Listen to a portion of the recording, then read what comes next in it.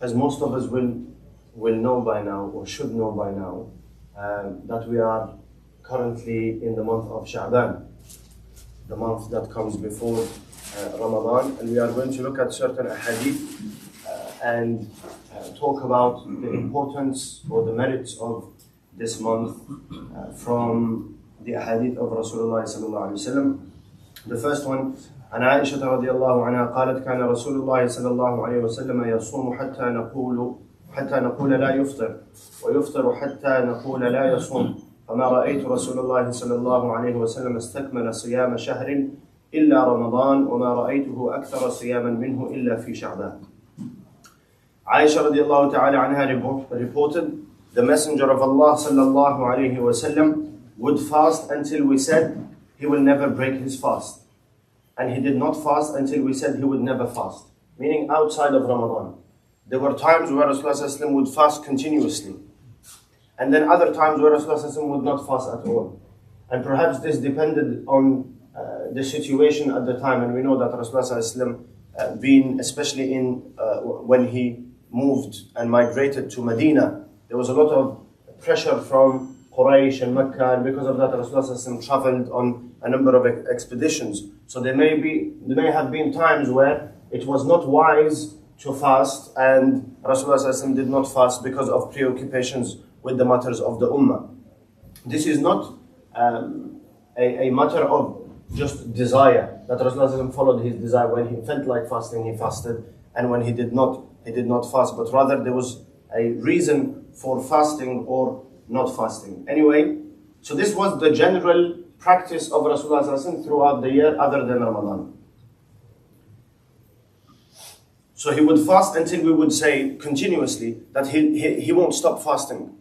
And then he'll stop fasting and not fast for a number of perhaps weeks continuously or months, that we think that Rasulullah will not restart his fasting until the month of Ramadan. However, I did not see the Prophet ﷺ complete an entire month of fasting except for Ramadan. Aisha radiallahu anha is stating that I did not see Rasulullah completing an entire month of fasting other than the month of Ramadan, meaning from the beginning of the month until the end, because obviously Ramadan is the fast of Ramadan is an obligation, except for Ramadan. And I did not see him complete more voluntary fasts than in the month of Sha'ban. So Ramadan, he would fast it completely. The month of Sha'ban came next in line, where Rasulullah would fast most of it. And actually, there are certain ahadith that state that Rasulullah fasted the entire month of Sha'ban. Now let us look at why Rasulullah fasted more voluntary fast in this particular month. Usama radiallahu anhu narrates, قال قلت يا رسول الله لم أرك تصوم شهرا من الشهور ما تصوم من شعبان. Anas radiallahu anhu questioned the Rasulullah and said, Ya Rasulullah, I do not see you fasting any month as much as you fast during the month of Sha'ban. And this is what we've said time and time again, that Sahaba radiallahu anhu majma'in did not leave any practice of Rasulullah go unquestioned. They would always question him and ask him. Why? Because they sought to follow his example. So seeing Rasulullah fasting the month of Sha'ban, or most of the month of Sha'ban, Usama radiallahu anhu, who was a very close companion to Rasulullah and to the point that he was considered a member of his family, he said, Ya Rasulullah, why do you fast so much in Sha'ban? So Rasulullah responded, ذَلِكَ شَهْرٌ يَغْفُلُ النَّاسُ عَنْهُ بَيْنَ رَجَبَ وَرَمَضَانَ. The first reason, it is a month people neglect between the months of Rajab and Ramadan.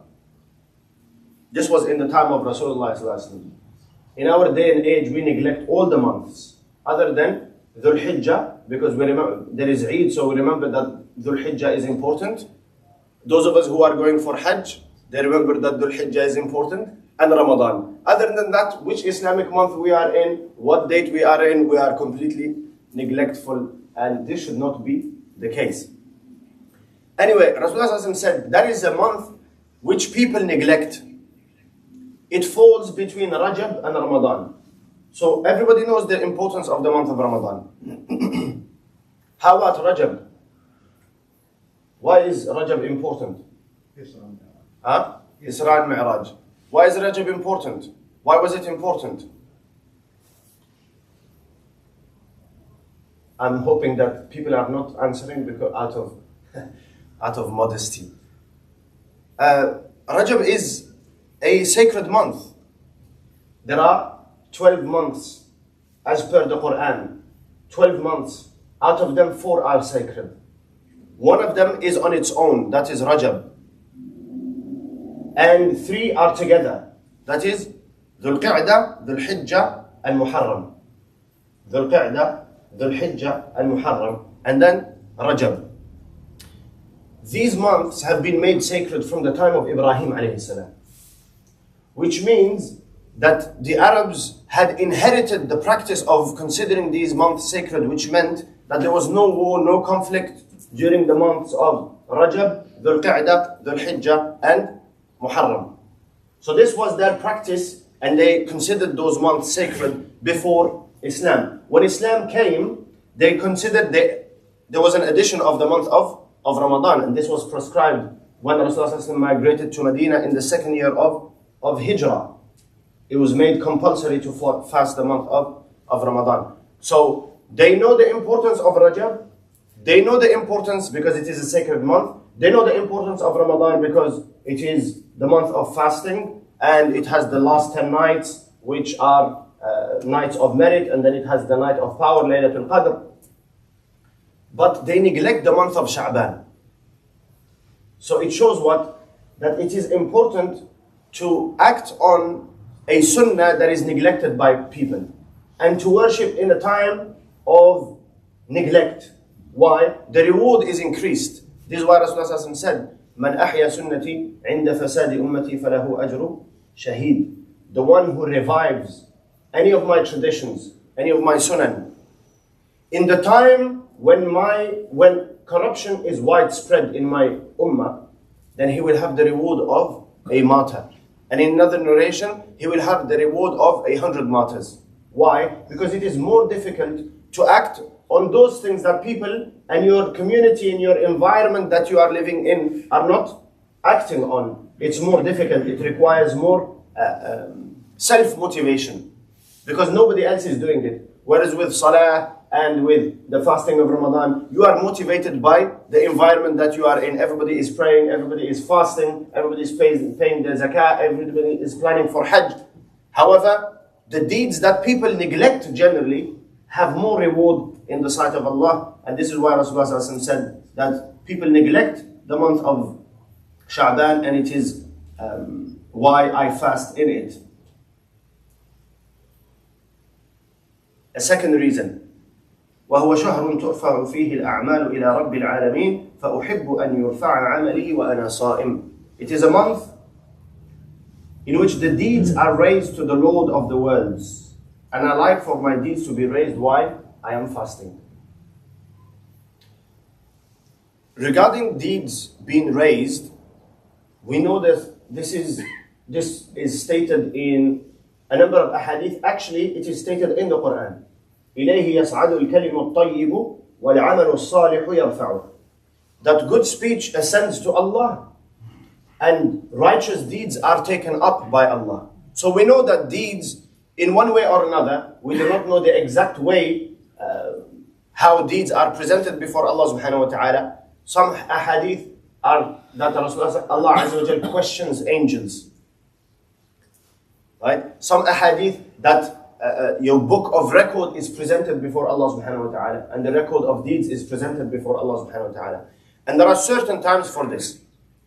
There is daily deeds ascend to Allah on a daily basis.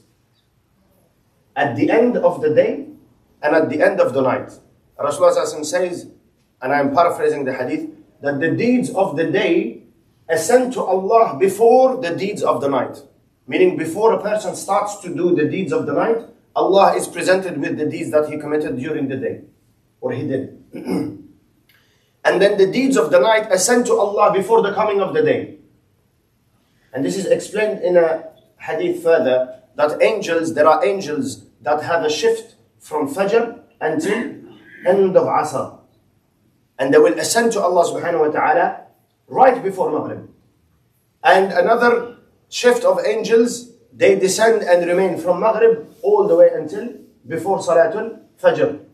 And when these angels ascend at the end of the day and at the end of the night, so end of the day, the last moments before Maghrib, that is the end of the day. The end of the night, the last moments before Salatul Fajr, they ascend. Allah subhanahu wa ta'ala asks them about the deeds of the believers. So this is one.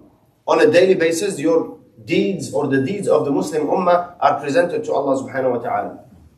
2 occasions in 24 hours. And then on a weekly basis, we know that the deeds ascend at the end of the week, which is Thursday night. Because the beginning of the week is Friday, Jummah.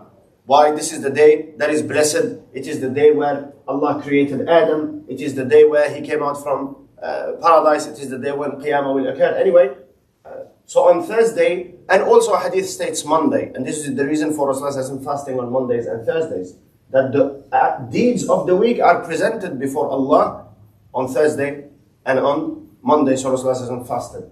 Now the deeds of the entire year are presented to Allah subhanahu wa ta'ala, not in December 31st, not even at the end of Dhul Hijjah, which is the end of the Islamic year for us, because Muharram is the beginning, the first month of the year, but rather at the end of, in the month of Sha'ban. So in the month of Sha'ban, all of the deeds that have been done throughout the year are presented before Allah subhanahu wa ta'ala. And when deeds are presented before Allah, Rasulullah wishes to be in a fasting state, so that the first thing that is presented before Allah is actually that a person is fasting. So this is one of the ahadith. A second, which is important, that Aisha radiallahu anha states that when she missed days of fasting in the month of Ramadan, and this is perhaps specific to our sisters or brothers who were ill during the month of Ramadan last year and were not able to fast some of the days, or they traveled during the month of Ramadan and did not fast certain days, that at times she did not get the opportunity to make up the fast of Ramadan until Sha'ban came. So Sha'ban would send an alert, right? It was an alarm to sort of say Ramadan is coming up. You need to make up all the days that you have missed. And this was not out of laziness. Actually, she says, this was due to my service to Rasulullah sallallahu alaihi wasallam. And because of my service to Rasulullah sallallahu alaihi wasallam, and we know that when a person fasts, first of all, the relationship between husband and wife is affected. And this is why in voluntary fasts, a woman should seek permission from her husband to fast. And secondly, that a person is weakened physically and they are not able to do as much as they would do if they were not fasting. So due to serving Rasulullah sallallahu alaihi wasallam, the entire year would pass and she would not make up the fasts of Ramadan. That is not to say she did not fast at all, but specifically the days of Ramadan.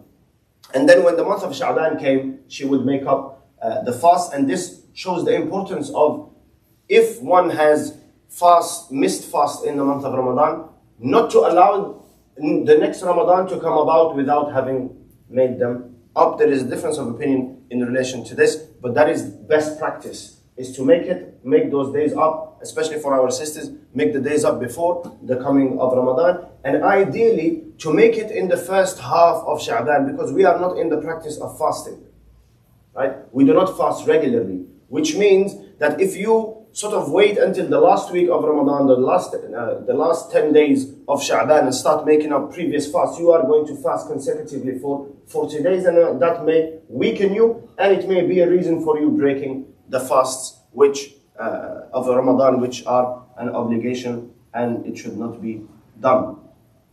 So this is the second important hadith.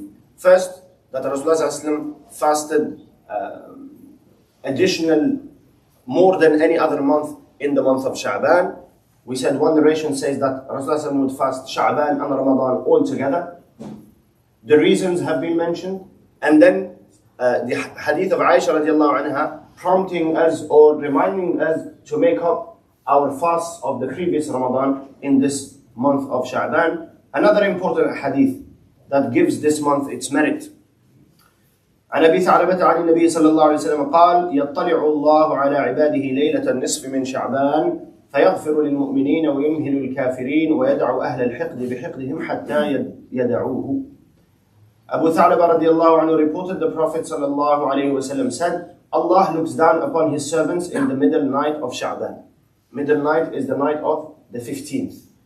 The night of the 15th. So if we are today the 6th, the 15th would fall not Sunday but rather next Sunday. Next Sunday is the 15th. And the night of the 15th is Saturday night. So Allah looks down upon his servants in the middle night of Sha'ban. He forgives the believers and he gives respite to the unbelievers, and he abandons the people of malice to their malice until they leave it.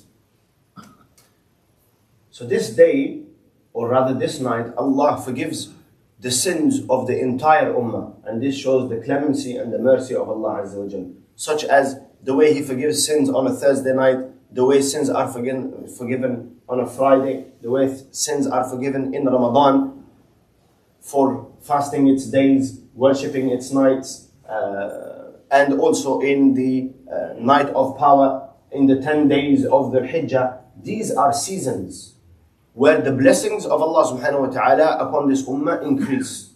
Right? There are seasons where you can get closer to Allah subhanahu wa ta'ala. And some of the Salihin would say that Allah has these seasons. He has given us these seasons in order, because He knows that He created the human soul. It has times where it is very feeling good and feeling, we call it going up, and then there are times where it is feeling down. So likewise in Iman, there are times where you are doing a lot of good deeds, and there are times where you are sticking to just barely the basics and the obligations. Allah Azza wa Jal knows this, and this is our nature, and this is how Allah Azza wa Jal wants us to be. Right? It is impossible for a person to maintain the same rhythm and only be increasing at all times. This was only true for Anbiya alayhimu salam. For the rest, al-iman yazidu wa yanqus. Iman increases and decreases. So because of this, Allah Azza wa Jal has given us certain times where these are seasons where His blessings are going to increase. The reward is multiplied. Forgiveness is going to be sought. Entry into paradise. Safety from hellfire. In order to motivate us. Because if you cannot self-motivate, then Ramadan will motivate you. And then some months will pass. And then Dhul Hijjah will motivate you. Then some months will pass. Then Muharram will motivate you. Then Rajab will motivate you. Then Sha'ban will motivate you. Right? So it is seasons where Allah subhanahu wa ta'ala wants the believer to get close to Him. And some of the Salihin say that if you make an effort in these seasons, it may be that Allah subhanahu wa ta'ala accepts your effort and you do not fall back into sins and you do not go to your old ways, but rather you continue. Because may Allah subhanahu wa ta'ala forgive us, Ramadan comes about, we make an effort, the Hijjah comes about, we make an effort, and then the rest of the year we fall back, and it's one step back, one step forward, one step back, one step forward. But if Allah sees sincerity and a struggle and a strive, it may be that Allah subhanahu wa ta'ala removes those barriers and a person does not fall back into their old ways, but rather begin to move forward from that point onwards. The ideal situation of the believer, and we'll end with this, is that the believer should either be moving forward or stagnant, but not move back. This is the ideal, right? That either you stay in your place, whatever worship you are doing, you maintain. This is known as istiqamah. Or you are moving forward and you are increasing. But falling back is what? Something that is frowned upon. If it has happened unintentionally, and it will happen unintentionally, then Allah Azza wa Jalla says, إِنَّ الَّذِينَ تَقَوْا إِذَا مَسَّهُمْ طَائِفٌ مِّنَ الشَّيْطَانِ تَذَكَّرُوا فَإِذَا هُمْ مُبْصِرُونَ. Righteous people, shaitan comes about, he makes an effort on them, they are in a moment of weakness, they may forget and neglect their duties, but immediately after remembering, they return and fulfill their duties to the best, in the best possible manner. So the night of the 15th of Sha'ban is a night where Allah subhanahu wa ta'ala forgives the believers. He does not forgive the disbelievers because they have not believed, and He does not forgive those who have malice between themselves. And we know this is also important in relation to the month of Ramadan. So the month of Sha'ban is the time to make up, before the 15th night of Sha'ban, to make up what? Our differences, and fix and reconcile, so that we do not, at the very least, if you cannot reconcile, then remove the malice that you have in your heart. Forgive people, so Allah subhanahu wa ta'ala will forgive you. Now, one last thing regarding the making the night of the 15th a special night.